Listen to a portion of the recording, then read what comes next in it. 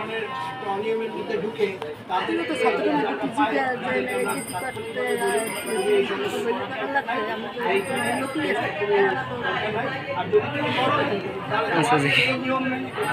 আমাদের নিয়ম হচ্ছে মানুষকে বোঝানো এখানে কোনো টাকার লেনদেন নাই, কারণ এটা কোনো সংগঠন না, এটা হচ্ছে এটা কোনো সংস্থা, এটা একটি সংগঠন।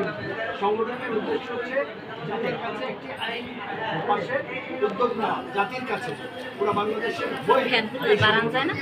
কোনো সমর্থনকারী যারা আমরা সই করছি বা সংগঠন তারা আইনটি পাশ করার জন্য সরকারের কাছে এখন সরকার ওনাদের কাছে কাগজপত্র জমা দেয়। এই কাজে কোনো লেনদেন করার কোনো সুযোগ নেই। লেনদেন কখন আসে? যখন আইনটা পাশ হবে তখন সংগঠকদেরকে ওই অবৈধ অর্থ কর্মকেন্দ্র জাতীয় সংস্থার সংগঠন হিসেবে স্বীকৃতি দেওয়া হবে। তখন সংগঠন যত পরিমাণ সংগঠনকে কাজে লাগাবে সেই অনুযায়ী তাদের সংগঠনের রূপরেখা তৈরি হবে।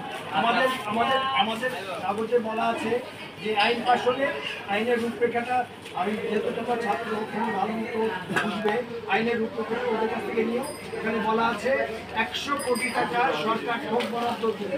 100 কোটি টাকা প্রাথমিক, কেননা এই আইনটা পাশ করার জন্য বড় একটা সংগঠন লাগবে পাশ করার পর।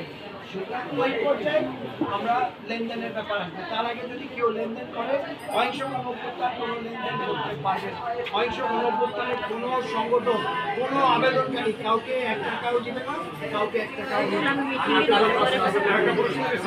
আমরা কাজ করতে গেছি, আমরা একটা ইউনিয়নের একজন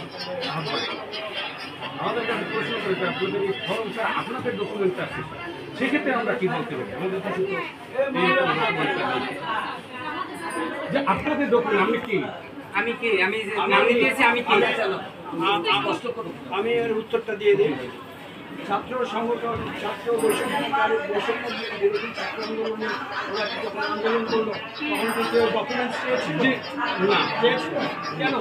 বিরোধীরা জাতির একটা উদ্দেশ্য, ওরা মেধার ভিত্তিতে একটা আন্দোলন করেছে 9 দফা।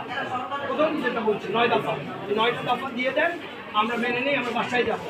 তখন কি কেউ জিজ্ঞেস করেছিল?